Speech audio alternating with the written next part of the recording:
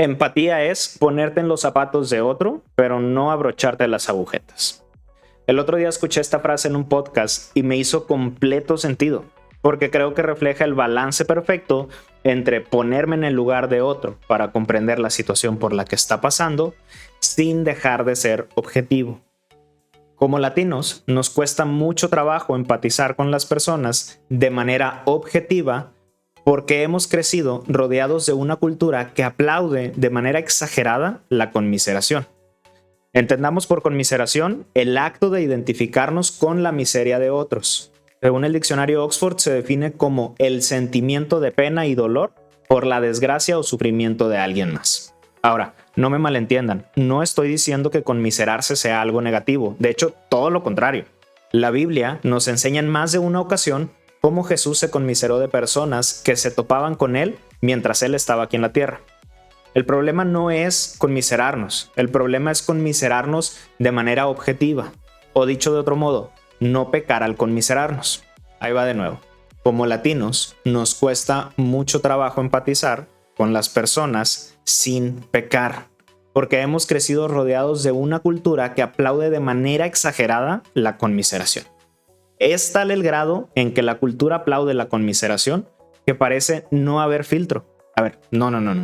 No parece, no hay filtros para la conmiseración.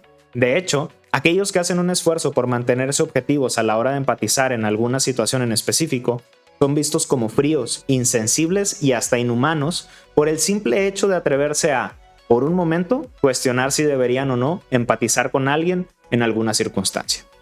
Pero entonces, ¿cómo sé si debo o no sentir empatía con respecto a la situación de alguien? ¿Qué dice la Biblia sobre la conmiseración y por qué esto tiene que ver con los cristianos? Creo que un buen argumento debe ser capaz de sostenerse en los ejemplos más extremos, así que usemos un caso muy extremo para ilustrar este punto. Imagínate que prendes la televisión un domingo por la mañana antes de irte a la iglesia y escuchas al reportero decir lo siguiente. Así como lo escuchó. Le dan 3 años de cárcel por haberse robado un pollo rostizado y 2 refrescos. Para alimentar a sus 2 hijos que no tenían nada para comer ese día. Porque él se encuentra sin trabajo desde hace un mes. ¿Dónde está el buen juicio de las autoridades? ¿Dónde está la humanidad de los jueces? ¿Por qué como sociedad permitimos que suceda esto a personas que no tienen que comer? Pero háganos saber en nuestras redes sociales usted qué opina, porque al final es su opinión la que más importa. ¿Qué dirías? ¿Qué pensarías? ¿Cómo razonarías esto a la luz de la Escritura? Ya dijimos que conmiseración es el sentimiento de pena y dolor por la desgracia o sufrimiento de alguien más. También aprendamos que la palabra empatía tiene su raíz en el idioma griego y literalmente significa interiorizar un sentimiento o emoción. En los últimos años, la ciencia ha buscado llegar a un consenso con respecto a lo que ellos denominan las neuronas espejo. En los años 90 se comenzaron estudios alrededor de este concepto, pues se cree que hay un tipo de neuronas que son las responsables del manejo de cierto tipo de información y estímulos relacionados a la observación y a la empatía. A estas denominadas neuronas espejo se les atribuye la capacidad humana de aprender por observación, es decir, lo que sucede cuando un niño repite los mismos ademanes que su papá al hablar o las gesticulaciones faciales que hace su mamá al enojarse. Pero también se le atribuye la capacidad de conectar emocionalmente y sentirse identificado con las emociones de otras personas o seres vivos. Por ejemplo, cuando estás viendo una película en el cine y durante una escena romántica todas las mujeres dicen «Ah», se dice que son las neuronas espejo actuando. Otro ejemplo es el poder sentir dolor cuando ves un video de alguien golpeándose contra una pared. Se dice que son las neuronas espejo actuando. Por la evidencia, se cree que los seres humanos, y al parecer los primates, son algunas de las especies, si no es que las únicas especies, que poseen este tipo de neuronas. Según los estudios realizados, no todos tenemos la misma cantidad de neuronas espejo, y entre más tengas, más capacidad de empatizar tendrás. De nuevo, la ciencia no ha terminado de corroborar esta información. Sin embargo, los artículos y los estudios que se han escrito al respecto son bastante completos y contienen mucha información y todo parece apuntar en que en realidad existen dichas neuronas espejo. Ahora, Les comparto esto porque quiero hacerles ver que empatizar es parte de la naturaleza humana. Es un rasgo característico del diseño de Dios hacia la humanidad. Sin embargo, como todo lo que el humano posee, está sujeto a y contaminado por el pecado. Y como todo aquello que está sujeto a y contaminado por el pecado, la Biblia nos dice cómo debemos de pensar y actuar con respecto a esto. Analicemos lo que se dijo en el noticiero de manera objetiva y por partes para poder llegar a una conclusión que no nos ponga en conflicto con lo que Dios espera de nosotros. En primer lugar, tenemos a una familia cuyo padre tiene ya varios días sin trabajo y están en una situación en la que les es difícil obtener alimento. Hasta este punto, la información que la Biblia nos da es muy abundante y lo suficientemente clara para saber que hay que acordarnos de los pobres, que más vale ayudar al que tiene necesidad, alimentar al hambriento y vestir al desnudo, que orar, ayunar y sentirnos bien por nuestra aparente vida justa. Por ese lado, quiero pensar que ninguno de nosotros tendría problema en reconocer que lo correcto es, en medida de nuestras posibilidades, ayudar a aquellos que tienen necesidad. Y aquí quiero hacer un paréntesis en cuanto a ayudar en medida de nuestras posibilidades. ¿A qué me refiero con ayudar en medida de nuestras posibilidades? Me refiero a que no siempre estamos obligados a ayudar. Si no tenemos, no tenemos. Si ayudar a otros implica que la administración de mi casa y mi familia se va a ver afectada, entonces no debo hacerlo. De lo contrario, estaré pecando. Entonces, por el lado de ayudar a los que están en necesidad, quiero pensar, otra vez, que ninguno de nosotros tendría problema en reconocer que es lo correcto siempre y cuando estemos en posibilidad de hacerlo.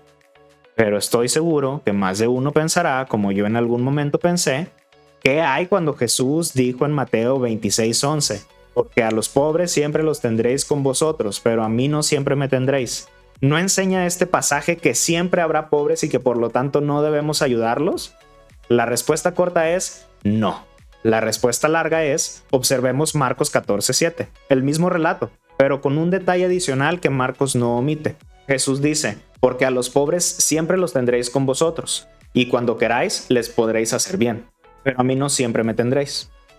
A ver, Jesús no está diciendo que no debemos ayudar a los que están en necesidad, pues ya vimos que la Biblia nos enseña que de hecho sí lo debemos de hacer. Y como cristianos creemos con todo nuestro corazón que la Biblia no se contradice. Pero no lo creemos como un dogma, sino que lo creemos porque es la verdad y podemos y debemos validarlo. Lo que Jesús está diciendo es que por esa ocasión en particular, la forma correcta de dedicar ese frasco de perfume a Dios era derramándola en los pies de Jesús. En otro tiempo, venderlo y donar las ganancias a los más necesitados sería la forma correcta de dedicar ese frasco de perfume a Dios, pero no en ese momento. En ese momento era con Jesús. Eso es todo. No hay una respuesta mística, ni espiritual, ni sobrenatural. Simplemente era lo correcto de hacer en ese momento. Judas no estaba proponiendo algo alocado. De hecho, lo que Judas estaba proponiendo era correcto, solo que en ese momento no era correcto, como ya dijimos. Quizá en otro momento, si hubiera otro frasco de perfume, lo correcto sería venderlo y con las ganancias ayudar a los pobres. Otro ejemplo de que lo aparentemente espiritual no siempre es lo correcto es el siguiente. Imagínate que vas de camino a la iglesia y llevas tu diezmo en tu bolsillo y se te poncha una llanta en el camino y no traes más dinero más que tu diezmo. ¿Qué deberías de hacer? Opción 1. Seguir manejando hasta llegar a la iglesia con la llanta ponchada, poniendo en peligro tu integridad, la de los que te acompañan y la de tu carro, con tal de entregar tu diezmo íntegro. U opción 2, pararte en la primera llantera que veas para ponerle un parche a la llanta, aun y que eso implique disponer de tu diezmo, pero ser sabio y salvaguardar tu vida, la de tus acompañantes y la integridad de tu carro. Por lo tanto, con respecto a la primera parte de la noticia, debemos de concluir que nuestra empatía debe movernos a ayudar al necesitado tanto como podamos dentro de nuestras capacidades, anteponiendo los principios de la buena administración de los recursos que Dios nos da a cualquier sentimiento o apariencia de espiritualidad. Es decir, es más importante hacer con nuestros recursos lo verdaderamente correcto delante de los ojos de Dios antes que hacer lo que nos haga sentir bien, lo que nos haga sentir espirituales, lo que nos haga inclusive sentirnos bien delante de Dios y o lo que la sociedad aplaudiría más.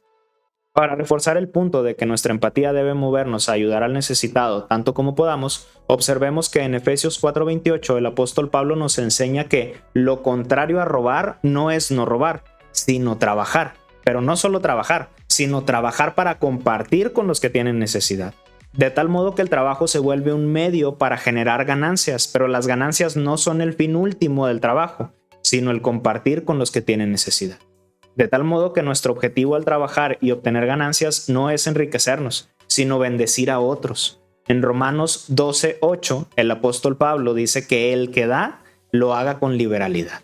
En el idioma original nos habla de esta idea de dar sin dobleces, como diciendo, no le rebusques, no te la compliques, solo da, háztelo sencillo. La forma más fácil que he encontrado de lograrlo es teniendo un presupuesto destinado para este tipo de dádivas, es decir, apartar de antemano un porcentaje de nuestros ingresos para causas en específico, por ejemplo, un nuevo nacimiento, algún enfermo, algún desempleado, etc. La generosidad y la dadivosidad están arraigadas al corazón de Dios. Jesús dijo que de la abundancia del corazón habla la boca, y seguido nos encontramos saliendo de la boca de Dios referencias sobre la forma en la que Dios extiende su gracia hacia los seres humanos utilizando palabras como dádivas, dones, dar. Incluso la misma palabra gracia tiene en su significado la implicación de un regalo inmerecido. Frases como Dios dio a su Hijo unigénito y muchas otras nos dejan ver que en el corazón de Dios abundan la generosidad y la dadivosidad. No nos debe ser extraño que se espere de nosotros el tener la misma mentalidad radicalmente marcada de que es más bienaventurado dar que recibir. Y si me están poniendo atención, se habrán dado cuenta que la empatía dejó de tratarse de sentir lo mismo o ponerme en los zapatos de otro. De hecho, ya llevo un rato hablando de acciones porque la verdadera empatía no se queda solamente en conexión sentimental o emocional. La verdadera empatía tiene su cumplimiento en las buenas obras. De lo contrario, no es empatía. De hecho, es nada. Santiago 2:15-16 dice, si un hermano o hermana no tienen ropa y carecen del sustento diario, y uno de ustedes les dice, ve en paz, caliéntate y sáciate, pero no le das lo necesario para su cuerpo, ¿de qué sirve? Esa es una pregunta retórica, cuya respuesta es nada. Oye, pero de perdido le mandé buenas vibras y nada. ¿Cuál buenas vibras? Ni que 8 cuartos, no sirve de nada. La verdadera empatía tiene su cumplimiento en las buenas obras. Si no, no fue empatía, no fue nada. Es bien sabido que las grandes universidades y los grandes hospitales en los países más prósperos surgieron de iniciativas cristianas, en muchos de los casos buscando precisamente cubrir la necesidad de los que menos tenían. Y como cristianos solemos sentirnos muy orgullosos de eso, pero pregúntate a ti mismo, ¿cómo estás tú y tu congregación obedeciendo al mandato de ser empáticos de manera activa e intencional? ¿Cuán fácil o difícil es para ti desprenderte de lo material para ayudar a otros? ¿Está mi vida organizada de tal modo que haya cabida para la generosidad? Por el ejemplo, me enfoqué en cuestiones económicas, pero si alguien está en enfermedad o tiene algún familiar en el hospital, ¿estarías dispuesto a ir de madrugada a dejarle algo de cenar y suplir sus necesidades básicas de higiene personal, por ejemplo?